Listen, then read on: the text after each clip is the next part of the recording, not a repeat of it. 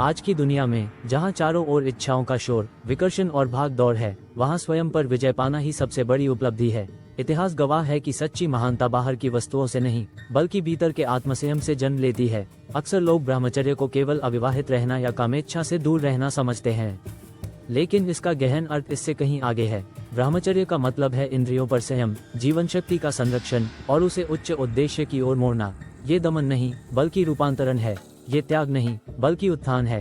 प्रत्येक मनुष्य जन्म से ही एक विशाल ऊर्जा का भंडार लेकर आता है, परंतु अधिकांश लोग इसे क्षणिक सुखों और इच्छाओं में नष्ट कर देते हैं, जिससे वे थकान, अशांति और असंतोष में जीते हैं। ब्रह्मचर्य हमें सिखाता है कि इस ऊर्जा को व्यर्थ न गवाकर संचित करें।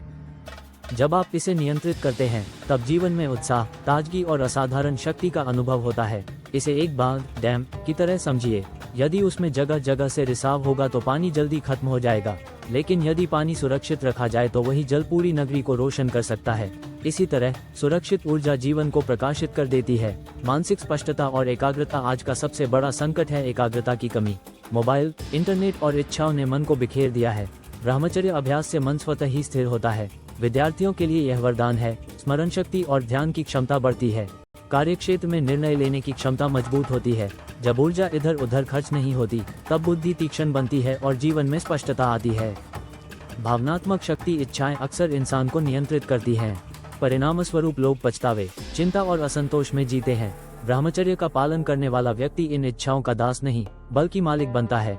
क्रोध, ईर्ष्या और लोभ पर काबू पाना आसान हो जाता है। धैर्य और करुणा का विकास होता है। संबंधों में शुद्धता, विश्वास और प्रेम बढ़ता है। ब्रह्मचर्य को योग और ध्यान की नींव कहा गया है। जब मन इच्छाओं से मुक्त और स्थिर होता है, तभी वह ध्यान में गहराई तक जा सकता है। ध्यान में उच्च स्तर का अनुभव संभव होता है।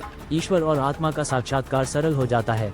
इस अवस्था में मिलने वाला आनंद स्थायी होता है, जो बाहरी वस्तुओं पर निर्भर नहीं करता। प्रेरणा और संकल्प। हाँ, ब्रह्मचर्य का मार्ग आसान नहीं है। ये साहस, अनुशासन और दृढ़ता मांगता है। लेकिन याद रखिए, जितनी कठिन राह, उतना महान परिणाम। हर बार जब आप प्रलोभन पर विजय पाते हैं, आपकी शक्ति दोगुनी हो जाती है। हर दिन का आत्मसंयम आपको आत्मविश्वास से भर देता है।